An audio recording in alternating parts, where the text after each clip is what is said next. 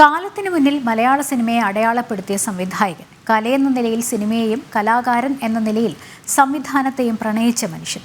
അടൂർ ഗോപാലകൃഷ്ണൻ എന്ന ബഹുമുഖ പ്രതിഭ ഇന്ന് 83ന്റെ നിറവിലാണ്.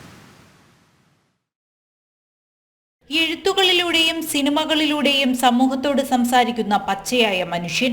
സ്വയംവരത്തിലൂടെ മലയാള സിനിമാ ലോകത്തേക്ക് കടന്നുവന്ന മതിലുകൾ കെട്ടിയുറപ്പിച്ച അടൂരുകാരൻ. കാലത്തിനും ഭാഷകൾക്കുമപ്പുറം സഞ്ചരിച്ച ഒരുപിടി നല്ല സിനിമകൾ മലയാളിക്ക് സമ്മാനിച്ച അടൂർ ഗോപാലകൃഷ്ണൻ മലയാളികൾക്ക് തികച്ചും സുപരിചിതനാണ്. 1941 ജൂലൈ 3 പത്തനംതിട്ട ജില്ലയിലെ അടൂരിൽ ജനിച്ചു.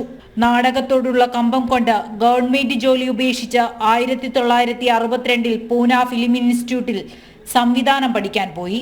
തിരക്കഥാരചനയിലും സംവിധാനത്തിലും ഡിപ്ലോമ നേടി പഠനം പൂർത്തിയാക്കി. പിന്നീട് വന്ന സ്വയംവരവും വിധേയനും മതിലുകളുമെല്ലാം അടൂരിനെ മലയാളികളിലേക്ക് കൂടുതൽ അടുപ്പിച്ചു. എലിപ്പത്തായം, കഥാപുരുഷൻ, അനന്തരം, മുഖാമുഖം, 4 പെണ്ണുങ്ങൾ, പിന്നെയും അങ്ങനെ നീളുന്നു ലോകത്തെ തന്നെ ചിന്തിപ്പിച്ച അടൂരിന്റെ ചിത്രങ്ങളുടെ നിര. മാനുഷിക മൂല്യങ്ങൾ കലർന്ന മനോഹര ചിത്രങ്ങളാണ് അടൂർ എന്ന വലിയ മനുഷ്യൻ മലയാളികൾക്കും മലയാള സിനിമാ ലോകത്തിനും സമ്മാനിച്ചിട്ടുള്ളത്.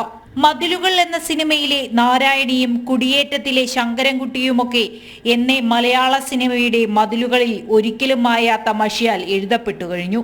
1984 പത്മശ്രീയും 2006 പത്മവിഭൂഷണും നൽകി രാജ്യം അദ്ദേഹത്തെ ആദരിച്ചിട്ടുണ്ട്.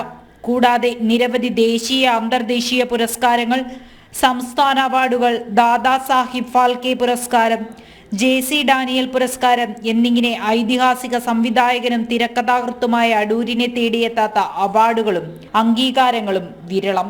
കൾച്ചറൽ ഡെസ്ക്, ജനം.